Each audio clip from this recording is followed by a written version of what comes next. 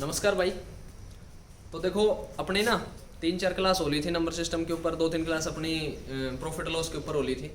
तो अब अपनी नंबर सिस्टम के ऊपर अगली क्लास शुरू करते हैं। तो आज हम पढ़ते हैं डिविजिबिलिटी, और डिविजिबिलिटी में पढ़ेंगे डिजिटल सम। ठीक है, तो ये 2-3 टॉपिक है, 2 क्लास का टॉपिक है। एक क्लास आज कर लेते हैं, एक क्लास 1-2 दिन बाद कर लेंगे।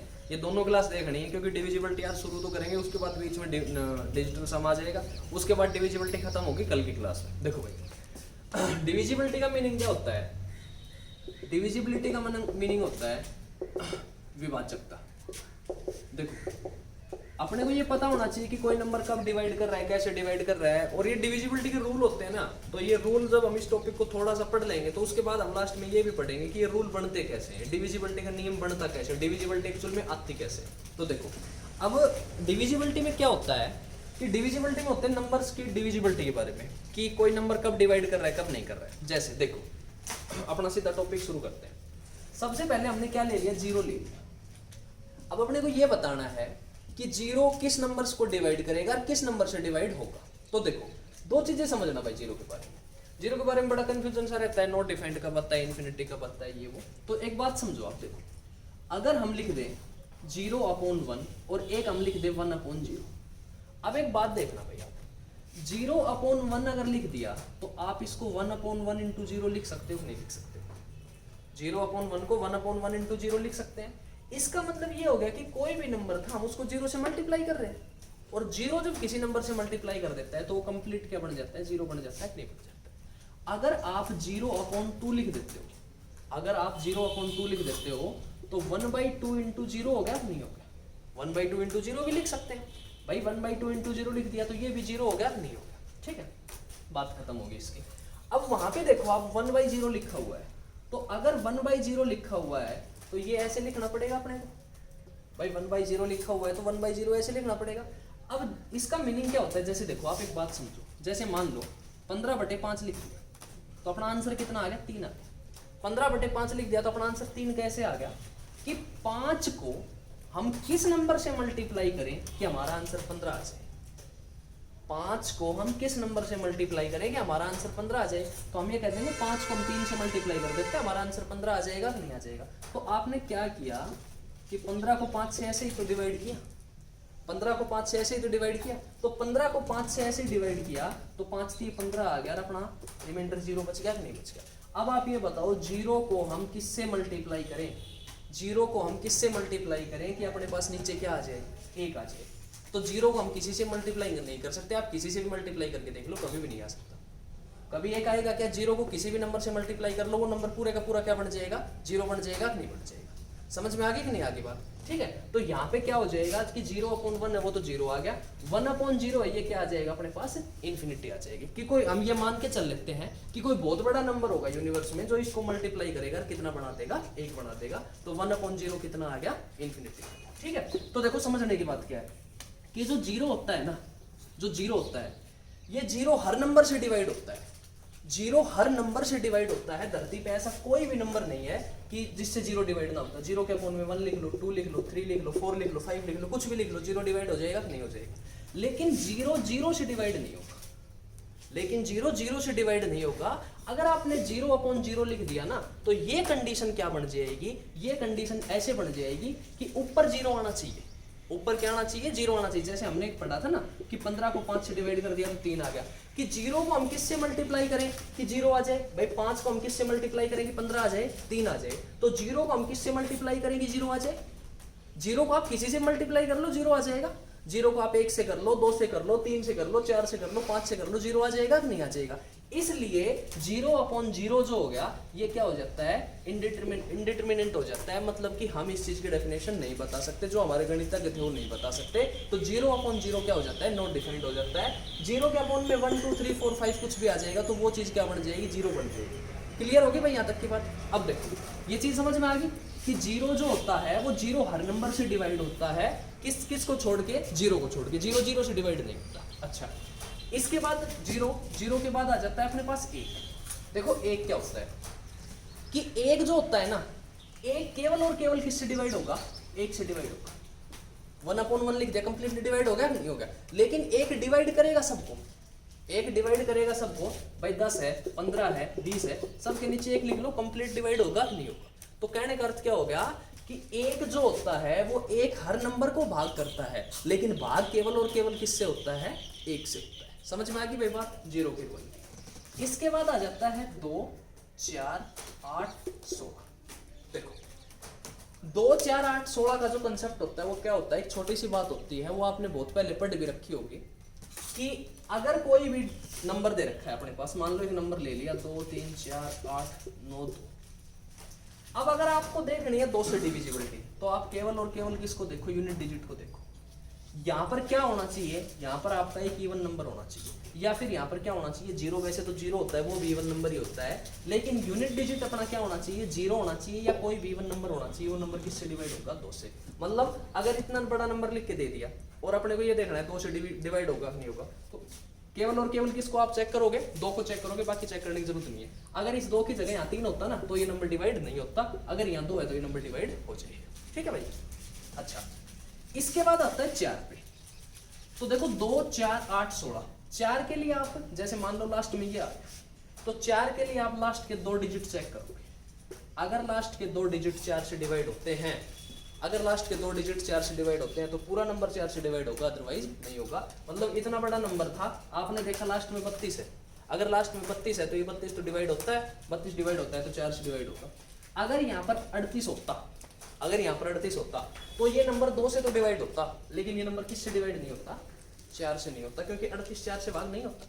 भाई 36 4 से भाग हो जाएगा कि नहीं हो जाएगा, 9 चौके 36, उसके बाद 38 4 से भाग नहीं होगा। अच्छा, इसके बाद 8 के लिए कितने डिजिट चेक करने हैं, लास्ट के 3 डिजिट चेक करने हैं। अगर लास्ट के 3 डिजिट आपके डिवाइड हो रहे हैं 8 से, तो पूरा नंबर 8 से डिवाइड होगा, अदरवाइज नहीं होगा। 16 के लिए कितने डिजिट चेक करने हैं, लास्ट के 4 डिजिट अगर आपके 16 से डिवाइड हो रहे हैं तो पूरा नंबर 16 से डिवाइड होगा, अदरवाइज नहीं होगा। देखो एक छोटा सा कंसेप्ट समझना भाई, बड़ा इंपॉर्टेंट कंसेप्ट है कि हम क्या पढ़ रहे हैं। अब तक हमने ये पढ़ा है कि 4 से डिविजिबिलिटी के लिए लास्ट के कितने डिजिट होने चाहिए, 2, और 8 से डिविजिबिलिटी के लिए लास्ट के कितने डिजिट होने चाहिए, 3।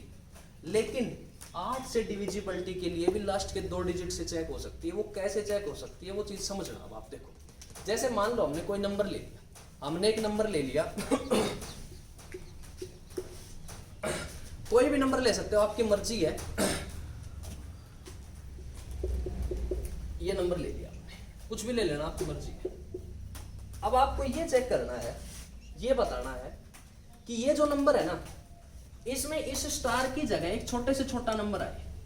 बड़े ध्यान से देखना भाई इस बात को, इस स्टार की जगह एक छोटे से छोटा नंबर आए और ये पूरे का पूरा नंबर 8 से डिवाइड हो, ये पूरे का पूरा नंबर 8 से डिवाइड हो। तो भाई यहां पर अगर आपके पास मान लो ऑप्शन दे दी उसने 1 2 3 4 कि इन 4 ऑप्शन में से 1 2 3 में से स्टार को फिल करो, और स्टार को फिल करने से छोटे से छोटा नंबर होना चाहिए, नंबर 8 से डिवाइड हो जाए। तो आप क्या करोगे, देखो यहाँ पे 12 22 32 42, अगर आप 1 रखोगे तो 12 बनेगा, 2 रखोगे तो 22 बनेगा, 3 रखोगे तो 32 बनेगा, 4 रखोगे तो 42 बनेगा। तो 8 से कौन सा नंबर डिवाइड हुआ है, 32 हुआ है ना, इसका मतलब इसका आंसर 3 होगा। यहाँ पे कितना आना चाहिए, 3 आना चाहिए। अब आप ये कहोगे ये डिविजिबिलिटी तो 2 डिजिट से पता चल गई, ये 2 डिजिट से कैसे पता चल गई, उस चीज को समझना। देखो अगर आपके पास कोई भी नंबर लिखा हुआ है और आप 8 से डिविजिबिलिटी चेक कर रहे हो, तो ये 2 डिजिट कर दो फिक्स, ये 2 डिजिट, और इस तीसरे डिजिट को देखो, ये डिजिट इवन है या ओड है, ये डिजिट सम संख्या है या विषम संख्या है। अगर यहाँ पर इवन नंबर लिखा हुआ है, अगर यहाँ पर इवन नंबर लिखा हुआ है तो आपको कुछ भी चेक करने की जरूरत नहीं है, आप केवल और केवल इन लास्ट 2 डिजिट को फिल करके देखो। अगर ये 2 डिजिट 8 से डिवाइड हो रहे हैं तो नंबर 8 से डिवाइड होगा। आप ये बताओ यहाँ पे 6 इवन नंबर था कि नहीं था, 6 इवन नंबर था, 6 इवन नंबर था तो भूल जाओ आगे वाले सब कुछ को। आप केवल यहाँ पे कितना रख के देखो, 1 12 नहीं हुआ, 2 रखो 22 नहीं हुआ, 3 रखा 32 भाग हो गया, इसका मतलब ये नंबर किससे डिवाइड होगा, 8 से। समझ में आ गई कि नहीं आगे पे बात भाई, यहाँ पे आप रख के देख लो ना, 632 हो गया। अब 632 हो गया तो अब आप इसको 8 से भाग करके देख लो। अगर आप 632 को 8 से भाग करते हो तो 8 तो 56 भाई, 8 8 64 हो जाते हैं, 64 तो बड़ा हो जाता, तो 8 7 56 कितना आ गया 7, 2 8 नहीं में 72 डिवाइड हो गया। समझ में आ गई कि नहीं आगे बात? कब कंडीशन बताई? जब इवन नंबर हो। अब दूसरी चीज देखो आप, 1 मिनट के लिए सपोज कर लो यहाँ पे इवन नहीं ओड है, यही सवाल है, ये स्टार है और यहाँ पे कितना आ गया? 5 आ गया। ठीक है, अगर यहाँ पे 5 आ गया तो अब आप क्या करोगे? अब आप जो नंबर है ना आपके पास उसमें देखो, यहाँ पे क्या आ गया आपके पास? 5 आ गया। अब जो नंबर है ना उसमें आप कितना जोड़ के देखोगे? आप उसमें 4 जोड़ के देखोगे। अगर 4 जोड़ने के बाद वो नंबर 8 से भाग होता है तो वो नंबर 8 से भाग होगा, अदरवाइज वो नंबर 8 से भाग नहीं होगा। कैसे? देखो, कोई भी नंबर था, लास्ट के 2 डिजिट जो थे वो हमने क्या कर दिए? फिक्स कर दिए। यहाँ पे क्या है आपके पास? ओड नंबर है। ओड नंबर है तो ये जो 2 डिजिट है ना इनमें कितना ऐड करके देख लो? 4 ऐड करके देख लो। अब आप एक बात देखो, मान लो यहाँ से लिया मैं, यहाँ 4 रखता हूँ, 42 और 4 46, 8 से भाग होगा? नहीं होगा। 32 और 4 कितने हो गए? 36, 8 से भाग होगा? नहीं होगा। 22 और 4 कितने हो गए? 26, 8 से भाग होगा? नहीं होगा। 12। अगर आप यहाँ पे 12 रख देते हो, तो 12 और 4 16, 8 से भाग हो गया। समझ में आ गई कि नहीं आगे बात? क्या चीज समझाई आपको? 8 की डिविजिबिलिटी आप 2 डिजिट से भी चेक कर सकते हो। अगर लास्ट के 2 डिजिट से पहले इवन नंबर है तो आपको कुछ चेक ही नहीं करना है। लास्ट के 2 डिजिट अगर 8 से भाग हो रहे हैं तो नंबर 8 से भाग होगा। अगर ये नंबर ओड है तो इन लास्ट के 2 डिजिट में कितना ऐड करके देखोगे? 4 ऐड करके देखोगे। 4 ऐड करने के बाद अगर नंबर डिवाइड होता है 8 से तो वो नंबर 8 से डिवाइड होगा, अदरवाइज नंबर 8 से डिवाइड नहीं होगा। समझ में आ गई भाई बात? अगर आप 2 बार देखोगे ना इस कंसेप्ट को तो समझ में आ जाएगा। हो सकता है एक बार में थोड़ी चीज समझ में नहीं आई। ठीक है भाई, क्लियर होगी? तो 2 4 8 और 16 ये अपना क्या हो गया? क्लियर हो गया। अब इसके बाद देखो, इसके बाद अगला कंसेप्ट आता है अपना 3 का 9 का। ये बड़ी इंपॉर्टेंट चीज है भाई, 3 और 9। 3 और 9 से कोई नंबर कब डिवाइड होता है? 3 और 9 से कोई नंबर तब डिवाइड होता है जब पूरे का पूरा जितनी भी संख्या दे रखी है उस संख्या के अंकों का योग 3 से या 9 से भाग हो जाए। ठीक है, जैसे मान लो अपने पास एक नंबर आ गया 3 6 9 8 7। उसने कहा क्या ये नंबर 3 से भाग होगा? तो आप अंकों का योग करके देखो। अगर अंकों का योग 3 से भाग हो रहा है तो नंबर 3 से भाग होगा। 6 3 9 9 9 18, 18 और 8 कितने हो गए? 26, 26 और 7 कितने हो गए? 33। ये तो 3 से डिवाइड हो गया भाई। 33 3 से भाग होता है कि नहीं होता है? इसका मतलब ये नंबर 3 से क्या होगा? डिवाइड होगा। अच्छा, अगर 9 की डिविजिबिलिटी चेक करनी होती तो सेम एज इट इज, इनको आप क्या करके देखते? 9 से भाग करके देखते इस सम को, लेकिन 33 9 से तो भाग नहीं होता। 33 9 से भाग नहीं होता तो इसका मतलब ये नंबर 9 से डिवाइड नहीं होगा। मतलब क्या कहने का? अगर संख्या के अंकों का योग 3 से भाग होता है तो वह संख्या 3 से भाग होगी। अगर संख्या के अंकों का योग 9 से भाग होता है तो वह संख्या 9 से भाग होगी। अब देखो भाई, एक बात समझना, जैसे मान लो हमने एक नंबर ले लिया 367। उसने कहा क्या ये नंबर 9 से भाग होगा? अगर ये नंबर 9 से भाग होगा तो आप इस नंबर को कैसे बना के देखोगे? देखो, कंसेप्ट क्या होता है कि 3 से डिविजिबिलिटी या 9 से डिविजिबिलिटी में अंकों का योग क्यों जोड़ते हैं, उस चीज को समझना। इस चीज को आप ऐसे लिख सकते हो भाई कि कोई भी 3 अंकों की संख्या है तो वो ऐसे होगी 100x प्लस 10y प्लस 4 अंकों की होगी तो 1000 आ जाएगा। 5 अंकों की होगी तो आगे 10,000 आ जाएगा। 3 अंकों की होगी। अच्छा, अब आप क्या करो, ये जो 100x है ना इसको क्या लिख दो? 99x प्लस x लिख दो। ये जो 10y है इसको क्या लिख दो? 9y प्लस y लिख दो। एक z लिखा रहेगा। अब क्या करो, x plus y plus z ये लिख दो अलग और प्लस में लिख दो 99x प्लस 9y। ठीक है, अब आप एक बात बताओ, x plus y plus z plus, अगर हम इनमें से 9 कॉमन ले लें तो 9 कॉमन आ जाएगा कि नहीं आ जाएगा? इनमें से 9 कॉमन आ जाएगा कि नहीं आ जाएगा? या फिर आप ये भी कह सकते हो जब इस नंबर के नीचे 9 लिखा जाएगा, इस नंबर के नीचे 9 लिखा जाएगा, चाहे 9 लिखो चाहे 3 लिखो, 9 से जो नंबर डिवाइड होगा वो 3 से तो डिवाइड होगा ही होगा। तो ये नंबर पूरे डिवाइड हो गए कि नहीं होगा? ये नंबर कंप्लीटली डिवाइड हो गए कि नहीं हो गए? तो इसका मतलब आगे वाली जो चीजें आएंगी वो तो पूरी डिवाइड होंगी। केवल और केवल किसको डिवाइड करके देख लेते हैं? x plus Y plus Z को डिवाइड करके देख लेते हैं, मतलब अंकों के योग को डिवाइड करके देख लेते हैं। भाई 367 है, 300 प्लस 60 प्लस 7।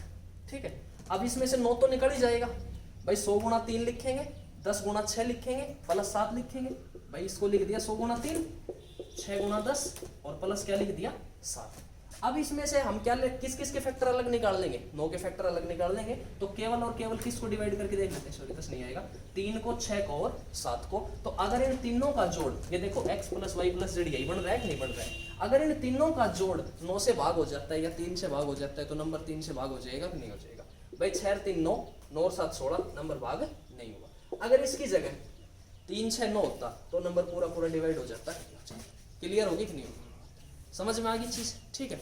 अब देखो 9 के ऊपर बड़ा अच्छा सा कंसेप्ट बनता है एक, और क्या कंसेप्ट बनता है, बड़े ध्यान से समझना भाई इसको, ठीक है। एक कंसेप्ट बनता है 9 के ऊपर कि जो 9 होता है ना, इस 9 को मैथ का मैजिक नंबर कहते हैं। 9 को मैथ का मैजिक नंबर कहा जाता है।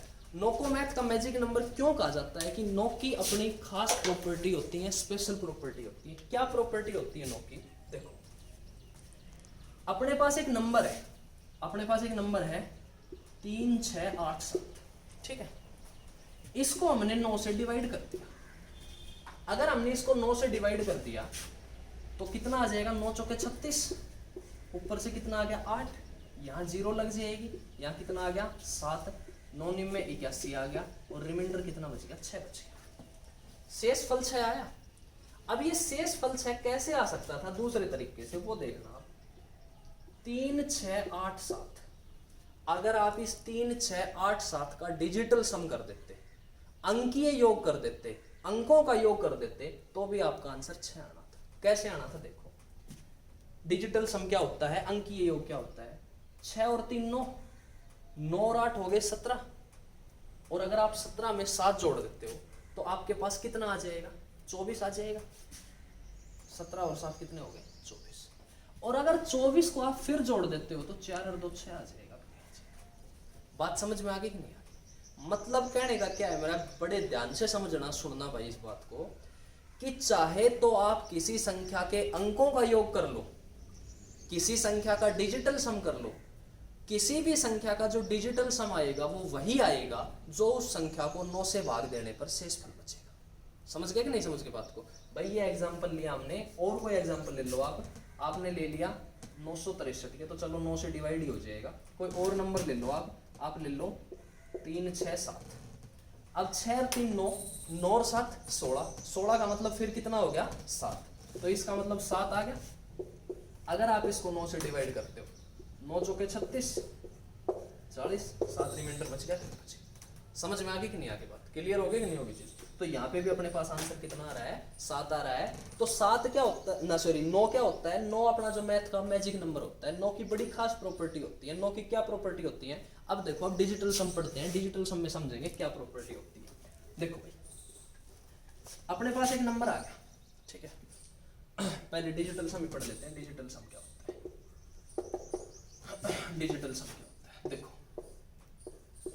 कोई भी नंबर ले लेना, किसी भी कोई भी सवाल ले लेना आप मैथ का, चाहे वो अर्थमेटिक का सवाल हो, चाहे वो नंबर सिस्टम का सवाल हो, किसी भी सवाल का डिजिटल सम और उसके आंसर का डिजिटल सम हमेशा इक्वल होता है। किस हिसाब से होता है, जैसे देखो आपने एक नंबर ले लिया, 34 गुणा 35, ठीक है। 34 गुणा 35 की बजाय आप 35 गुणा 35 ले लो। पहले हमने नंबर ले लिया 35 गुणा 35, तो लास्ट में 5 आ गया, तो 5 का 35 का स्क्वायर है, और 5 का स्क्वायर आपको बता रखा है। अगर लास्ट में 5 हो तो 5 का स्क्वायर लिख दो 25, और आगे आ गया 3, 3 के बाद क्या आता है 4, 3 चौके 12, इसका आंसर कितना आएगा 1225 आएगा। अब आप ये देखो कि ये 1225 आया, इसका डिजिटल सम कितना है, 5 और 2 7, 7 और 2 9, 9 और 1 10, इसका मतलब 10 का 1 और 0, डिजिटल सम कितना आ गया 1 आ गया भाई डिजिटल सम 1। अच्छा 5 और 3 8, 5 और 3 8 गुणा 8 कितने होते हैं 64, 6 और 4 कितना आ गया 10, 10 का मतलब 1 आ गया कि नहीं आ गया। बात समझ में आ गई कि नहीं आ गई, क्लियर होगी कि नहीं होगी। सवाल का डिजिटल सम और आंसर का डिजिटल सम, दोनों चीजें क्या होती हैं आपस में हमेशा की हमेशा इक्वल होती है। कुछ भी ले लो आप, जो आपका मन करे वो ले लो आप। आपने जोड़ ले लिया, मान लो आपने ले लिया 6 गुणा 7, सॉरी 6 गुणा 7 तो वैसे 42 आ जाएगा। आपने कुछ भी ले लिया, मान लो हमने ले लिया 12 गुणा 13।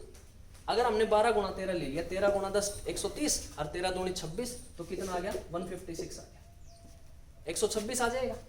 126 में कितना हो गया, 5 और 1 6, 6 और 6 12, 12 का मतलब हो गया 3। डिजिटल सम 3 आया, यहाँ करके देख लो। 2 और 1 3, 3 और 1 4, 3 चौके 12, 2 और 1। डिजिटल सम 3 आ गया कि नहीं आ गया। देखो भाई बड़े ध्यान से पढ़ना इस कंसेप्ट को। आज की क्लास में अगर पूरा ना हो पाई तो कल की क्लास में पढ़ेंगे इसको, लेकिन ये चीज़ समझ में आ गई तो कैलकुलेशन के जितने भी सवाल होते हैं, खासकर बैंकिंग में जो आते हैं, वो आप बड़ी आसानी से कर दो। ठीक है भाई। अब देखो डिजिटल सम को पढ़ते हैं। ये तो मैंने आपको समझाने के लिए बता दिया डिजिटल सम होता क्या है, कैसे यूज करना है। डिजिटल सम का मीनिंग क्या होता है? डिजिटल सम का मीनिंग ये होता है कि जैसे देखो किसी भी नंबर का अगर डिजिटल सम आएगा तो वो इसी तो हिसाब से आएगा, 1 2 3 4 5 6 7 8 9। ठीक है, 9 भी आ जाता है, 0 भी आ जाता है, वो एक ही बात होती है। अब आप एक बात देखो, अगर आप इसमें 9 जोड़ देते हो, इसमें भी 9 जोड़ देते हो, इसमें भी 9 जोड़ दिया, इसमें भी 9 जोड़ दिया, इसमें भी 9 जोड़ दिया, इसमें भी 9, इसमें भी 9, इसमें भी, या फिर आपने ले लिया 1 2 3 4 5 6 7 8 9, इसकी भी गुणा 9 से, इसकी भी 9 से, इसकी भी 9 से, 9 9 9 9 और 9। ठीक है भाई, ये बताओ यहाँ जोड़ कितना बना, 10, यहाँ बना 11, यहाँ बना 12, यहाँ बना 13 14 15 16 17 18। अगर आप गुणा करते हो तो 9 18 27 36 45 54 63 72 81। एक बात बताओ आप, जब हम यहाँ से यहाँ तक के ये नंबर ले रहे थे तो एक था डिजिटल सम इसका, और हमने इसमें 9 जोड़ दिया, तो जब हमने इसमें 9 जोड़ा तो आंसर का भी तो डिजिटल सम एक ही है, कोई फर्क थोड़ी पड़ा। यहाँ पे 2 था डिजिटल सम, हमने 9 जोड़ दिया तो 11 बन गया, इसका भी तो डिजिटल सम 2 ही है, कोई फर्क थोड़ी पड़ा। 3 था और 9 जोड़ दिया तब भी डिजिटल सम 3 ही है। 4 था 9 जोड़ दिया तब भी चलो डिजिटल सम 4 ही है। 5 था DS 5 ही है, DS 6 ही है, DS 7 है, DS 8 है, DS। मतलब 9 जोड़ने से डिजिटल सम पे कोई फर्क पड़ रहा है? 9 जोड़ने से तो डिजिटल सम पे कोई फर्क पड़ेगा ही नहीं। क्या यूज हुआ इसका, एक नंबर आ गया 3 6 9 8 7 5, DS निकालना है। तो DS निकालना है तो आप 9 तो कितनी बार भी जोड़ दो, इसमें एक 9 और जोड़ दो, क्या फर्क पड़ जाना है? इसमें एक 9 और जोड़ दो, 9 और 9 18, 18 और 1 19, 19 का मतलब 10, 10 का मतलब डिजिटल सम एक आ गया कि नहीं आ गया? तो आप ये बताओ इसका मीनिंग क्या हुआ, इसका यूज क्या करना है कि इतनी बड़ी नंबर है, डिजिटल सम करना है, 9 को काट दो, 9 को समझो ही मत, 9 को जोड़ दो और चाहे 0 को जोड़ दो, बात क्या है, बराबर है। 9 किसके बराबर होता है डिजिटल सम में? 0 के बराबर होता है। 9 का कोई समेशन नहीं किया जाता। 6 3 9 काट दी कि नहीं काट दी, इनको जोड़ने की जरूरत नहीं। समझ गए कि नहीं समझ के बात को? जैसे मान लो ऐसे होता 3 4 5 6 7 8, 6 और 3 9, 5 और 4 9, 8 और 7 15, डिजिटल सम कितना आ गया? 6 आ गया। समझ में आई कि नहीं आई बात? जिन डिजिट का सम 9 बढ़ता जाएगा उसको हम क्या करते जाएंगे, खत्म करते जाएंगे। तो मेरे हिसाब से ये बात समझ में आ गई होगी कि जब 9 आप जोड़ देते हो तो जोड़ पे कोई फर्क नहीं पड़ता है। अच्छा, मल्टीप्लाई किया, 9 एकम 9, 9 दूनी 18, डिजिटल सम कितना आ गया? 9। 3 से की, डिजिटल सम कितना आ गया? 9। डिजिटल सम कितना आ गया? 9 9 9 9। मतलब क्या हुआ कहने का कि मैंने एक नंबर लिख दिया 4 5 6 7 8 9 और मैंने इसकी गुणा कर दी 9 से, तो इसको पूरे को सोल्व नहीं करना है, इसका डिजिटल सम कितना है? 9 है। किसी भी नंबर को 9 से मल्टीप्लाई कर दो, सब को क्या बना देगा? 9 बना देगा। समझ में आ गई कि नहीं आगे बात? भाई किसी भी नंबर को 9 से मल्टीप्लाई कर दो। आपने ले लिया एक नंबर 3 4 8 7 5 6 2 और गुणा कर दिया 9 से, 9 से गुणा कर दिया ना, सोल्व करके देख लो और लास्ट में डिजिटल सम निकाल के देख लो, इसका DS कितना आएगा? इसका DS 9। क्लियर होगी कि नहीं होगी कोई बात? डिजिटल सम मल्टीप्लिकेशन में भी लगता है, डिवीजन में भी लगता है, एडिशन में भी लगता है, सब्ट्रैक्शन में भी लगता है। क्लियर होगी कि नहीं होगी? तो मेरे हिसाब से बात आगे होगी समझ में। ठीक है, कोई कंफ्यूजन होगा नहीं इसमें कि DS होता क्या है, डिजिटल सम का यूज कैसे करना है। ठीक है, कि डिजिटल सम जोड़ते हैं तो डिजिटल सम 9 जोड़ते हैं तो 9 जोड़ने से डिजिटल सम पे कोई फर्क नहीं पड़ता है, और अगर हम 9 से मल्टीप्लाई कर देते हैं तो पूरे नंबर का डिजिटल सम कितना बढ़ जाता है? 9 बढ़ जाता है। उसको करके देखने की जरूरत है। क्लियर होगी कि नहीं होगी ये बात? ठीक है, अब देखो इसके बाद डिजिटल सम की 2-4 चीजें और है, फिर इसके बाद सवाल करेंगे इसके। डिजिटल सम जो होता है वो डिजिटल सम आपका किस में अप्लाई होता है, प्लस में भी अप्लाई होता है, माइनस में भी अप्लाई होता है, मल्टीप्लिकेशन में भी अप्लाई होता है, डिवीजन कहाँ अप्लाई नहीं होता है।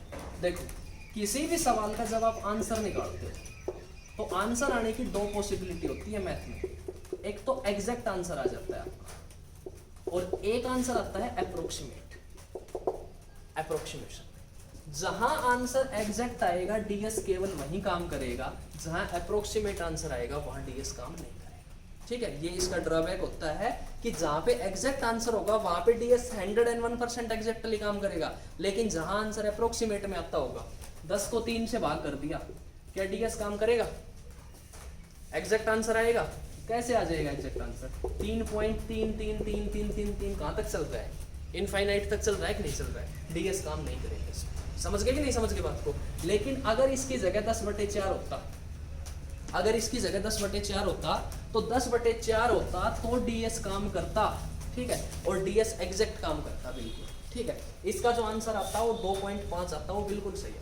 समझ गए? वो अभी करेंगे कैसे, क्लियर होगी भाई ये बात? ठीक है, अब देखो यही सवाल ले लेते हैं 10/4। अगर आपने 10/4 ले लिया, ठीक है, एडिशन देख लिया हमने, मल्टीप्लिकेशन एडिशन देख लेते हैं। चलो एक बार एडिशन देख लिया हमने।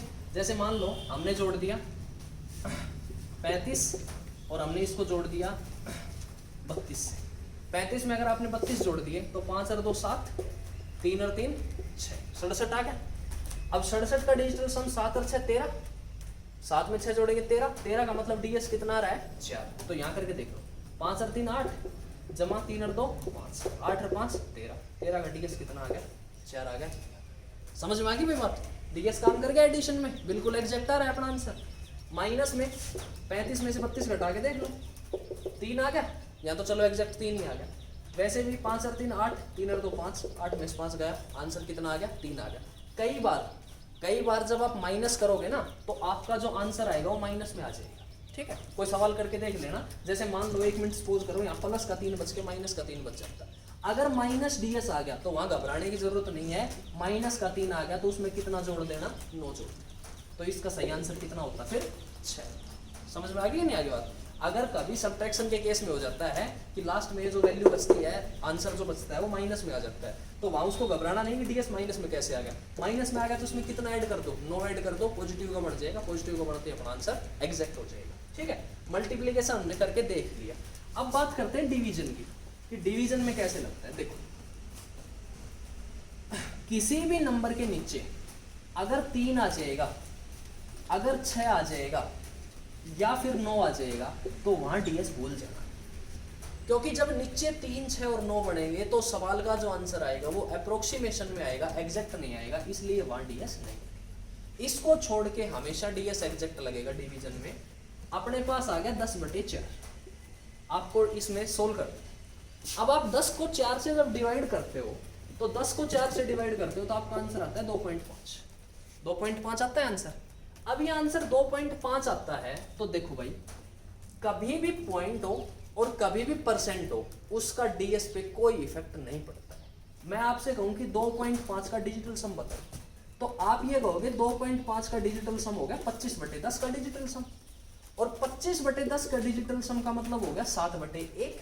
और किसी भी नंबर के नीचे 1 होता है तो डिवाइड करो और ना करो, डीएस 7 आ गया।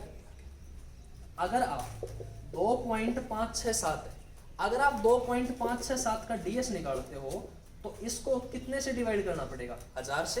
तो भी आपका जो लास्ट में डीएस रहेगा, सॉरी नीचे जो डीएस रहेगा वो तो एक ही रहेगा, ऊपर वाला ही तो ऐड करना है। तो पॉइंट जहां भी हो उसको भूल जाया करो, इट डजंट मैटर, ये कोई मैटर नहीं करता है। सेकंड थिंग, अगर आपके पास लिख दिया 20%, अगर 20% लिख दिया तो परसेंटेज हटाओगे तो नीचे 100 लगेगा कि नहीं लगेगा? जब नीचे 100 लग गया तो वही बात है, नीचे का डीएस कितना आ गया? 1 आ गया। 1 से डिवाइड करो जी ना करो, कोई फर्क पड़ना है। ठीक है, इसलिए आप क्या याद रखोगे कि पॉइंट हो और परसेंटेज हो उसको भूल जाया करो, हटा दिया करो, उसका डिजिटल सम से कोई इफेक्ट नहीं होता है। दूसरी बात, नीचे जब भी डिवाइड करते हो डिजिटल सम में तो नीचे आपको हमेशा कितना बनाना होता है? 1 बनाना है। 1 कैसे बनेगा अब वो चीज समझ लो। देखो 10 को 4 से भाग किया, आपका आंसर आया 2.5। 2.5 का डिजिटल सम होता है 7। नीचे एक कैसे बनेगा, अगर नीचे आपके पास 4 है, अगर आपके पास नीचे 4 है तो देखो 4 भी आ सकता है, 2 भी आ सकता है, 3 भी आ सकता है, कुछ भी आ सकता है। तो 4 है तो अगर आप इसकी गुणा 7 से कर दो तो ऊपर भी गुणा 7 से कर दो, कोई फर्क नहीं पड़ा। अगर ऊपर नीचे गुणा 7 से होगी तो ऊपर हो गया 70 और नीचे हो गया 28। अब 8 का 2 का डिजिटल सम कितना होता है 10, और 10 का मतलब कितना होता है, समझ में आ गई कि नहीं आ गई, क्लियर होगी कि नहीं होगी। तो देखो मैं एक थोड़ा सा क्लियर करके लिख देता हूँ कि जब नीचे 3, 6 और 9 आएगा तो डिजिटल सम नहीं लगेगा। अगर नीचे 4 आ गया तो कितने से गुणा 7 से, और अगर नीचे 7 आ गया तो कितने से गुणा 4 से। भाई 700 का 28, 4 7 28, ठीक है, बात वही रहनी है। अगर नीचे 5 आ गया तो गुणा किससे, 2 से, 5 दूनी 10, 10 दूनी 5, ठीक है, तो सॉरी 5 गुणा 2 10, 2 गुणा 5 10। अगर नीचे आपके पास 8 आ गया तो आप किससे गुणा कर दोगे, 8 से, 8 को 8 64, 6 और 4 10 बन जाएंगे कि नहीं बन जाएगा। नीचे 4 आता है तो किससे गुणा कर दोगे, ऊपर नीचे 7 से, 7 का 28, 8 2 10, 10 का मतलब नीचे 1 आ गया, बात खत्म होगी। अगर नीचे 5 आ जाता है तो 5 दूनी 10, 10 का मतलब DS 1, बात खत्म होगी। अगर 8 आ जाता है तो 8 8 64, 6 4 10, नीचे 1, बात खत्म होगी कि नहीं होगी। नीचे 3 6 9 आ गया तो आपका DS, समझ में आ गई कि नहीं, आगे भी बात क्लियर होगी यहाँ तक की बात, ठीक है। तो यहाँ तक तो आज आपको समझ आए कि डिजिटल सम होता क्या है। डिजिटल सम के जो सवाल हैं वो अगली क्लास में करेंगे, ठीक है। तब तक के लिए